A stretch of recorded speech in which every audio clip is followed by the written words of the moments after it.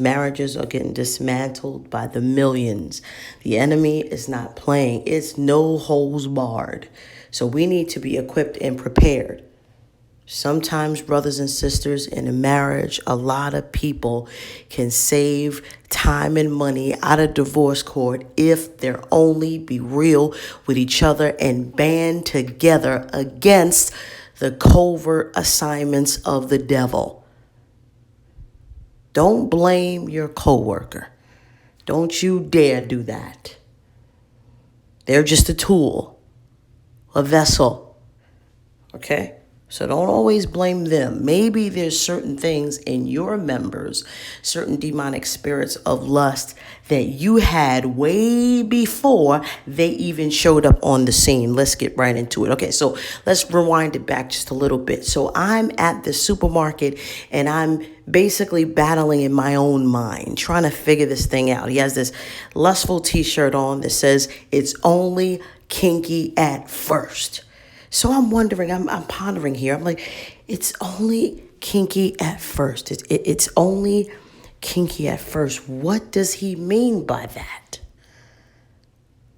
What does he mean by that? What is only kinky at first? What type of sex is he talking about? And if he is talking about different things, then I'm saying to myself, okay, it's only kinky at first. Why? Why is it only kinky at first? So after the kinkiness or the excitement or the place in which that your mind is blown, then afterwards you get used to it. Then afterwards it's like okay to do, acceptable. Is that what he's been? So I'm kind of battling. Remember, I'm young yet, still. But in the midst of that, like I said, at first it was disgusting. Then it got to a point where I'm interested. Then it got to the point where it was starting to turn me on. It's kinky at first. Ooh, well, then the question becomes, why am I so interested in trying to crack the code? Okay, now we're getting somewhere. Brothers and sisters, the enemy throws out little pieces of bait, whether it be people, whether it be t-shirts, whether it be movies, whether it be songs. He needs some type of earthly tangible tool to throw in some bait.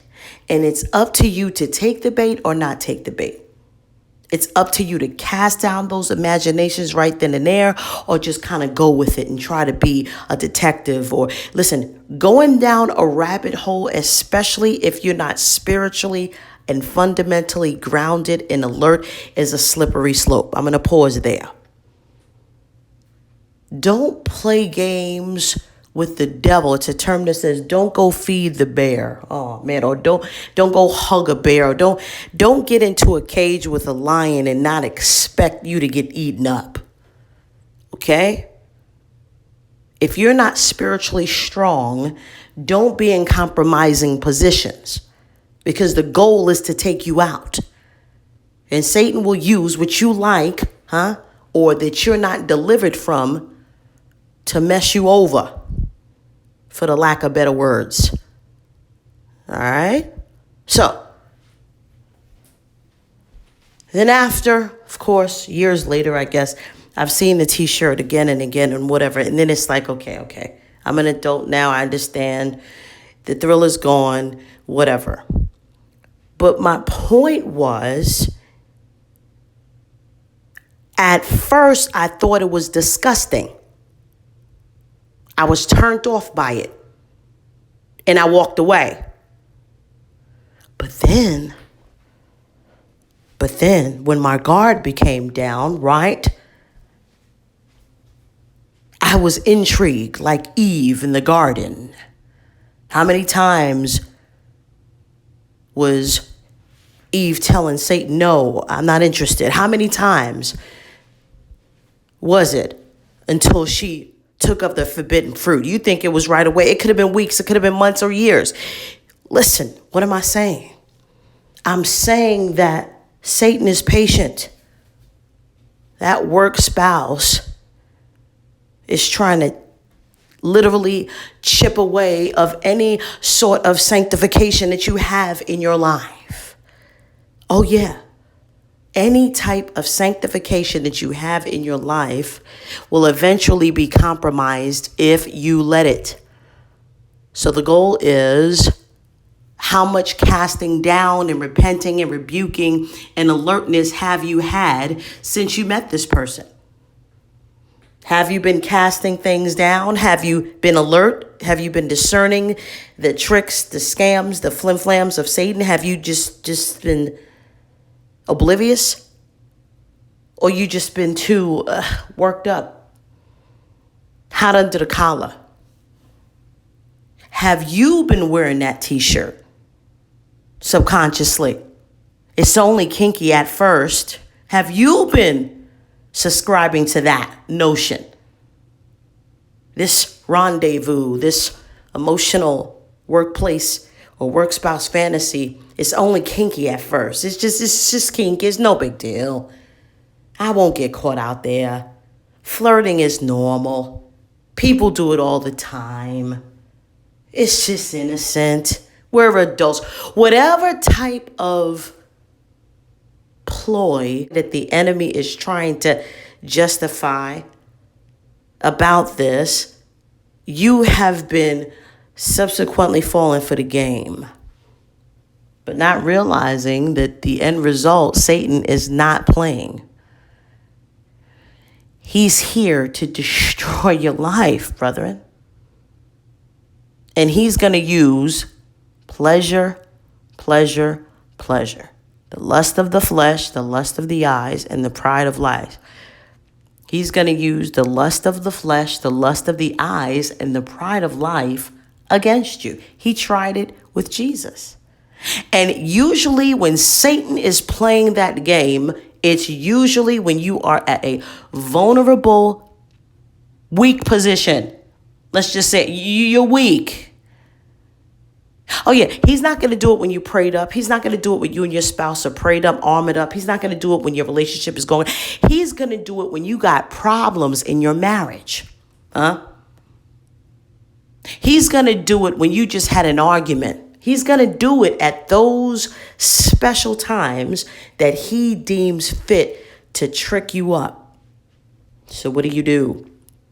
Now that you're having these escapades, rendezvous, incubus, succubus dreams, what do? Well, the first thing you do is realize that fantasy and reality are two different dynamics. It's time to wake up out of the dream. Knock, knock, knock. Wake up out of that dream. It's a dream, brothers and sisters. A dream that can potentially be a nightmare. Have you thought about that? Oh no, Satan will not let or expose that out yet. He wants you to be on this fantasy train. He wants to show you the good stuff. Just like a person that's a model posing for a cigarette or alcohol commercial. They're not going to show them with tubes or cancer or their hair falling out or messed up lungs. No, that's not pretty. That's not marketable. It's not attractive. But what he will do, okay, is market it so that you would want to be involved in it. You see, you have to be involved. You have to be a willing participant. Some people don't want to come out of their dreams. Some people are downright Christian or a worldly person. It doesn't matter. They are so satisfied with the fantasy that they feel that they're not sinning. Now we're getting somewhere. Now we're sobering up. Some of you were stuck in the meat aisle. You're still stuck on that t-shirt and the model. Now I'm trying to sober you up. This is sober time. Why? Because the reality is hell is real, y'all. And until you wrap that around your thick skull,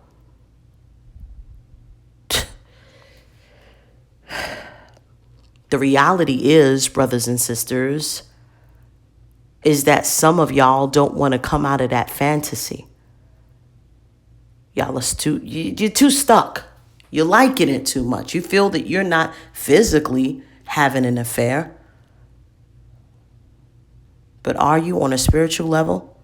When God is sitting high and looking low, did you consider how he's looking at that situation?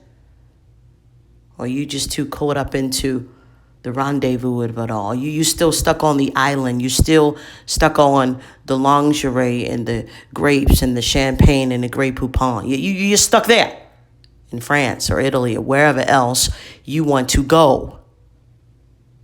Brothers and sisters, life and death is in the power of the tongue, but fantasy can become reality. You put enough time, effort, emotion, intrigue, and interest in a thing, you give it life, brothers and sisters. And the hardest thing about it is coming clean to your spouse. That's a hard pill to swallow. That's a hard pill to swallow. God already sees it. He sees what's going on. He already knows the future. Coming clean to your spouse and saying, you know what? I got to get off this train. I don't want to see it even to the end. I've seen enough. I've seen enough. I don't want to see to be continued, because I realize that if I go down that road, I'm going to physically be acting it out.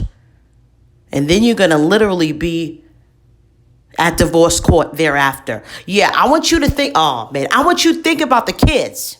And an effect that you're having on their lives with your little fantasy. I want you to think about divorce court. Let's put that reality in your mind. Let's think about you being single again. All those years that you've been praying for a good man or a good woman. You've been praying. Remember those prayers? You even fasted. Remember that time, and God blessed you with a good spouse. They're not perfect. It may not be your sexual fantasy all of the time. They may not even be emotionally there sometimes. But work on it. Talk about it.